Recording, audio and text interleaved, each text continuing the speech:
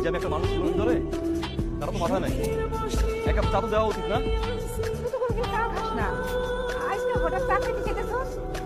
আগের হিসাব আর এখন তো এক না মা, বোঝা উচিত। এই তোর বাইরে এক কাপ চা বানাই দে। ভাইয়া চাই কি চিনি বেশি দিব নাকি কম?